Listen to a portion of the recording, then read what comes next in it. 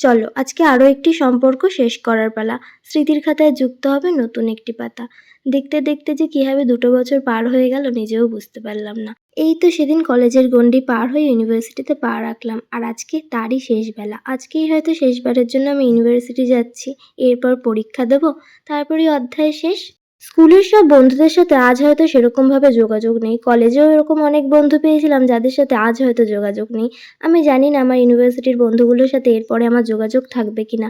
আমার জীবনে এরকম আমি প্রতিটি অধ্যায় গিয়ে নতুন নতুন বন্ধু পেয়েছি। কেউ থেকে গেছে, কেউ হারিয়ে গেছে।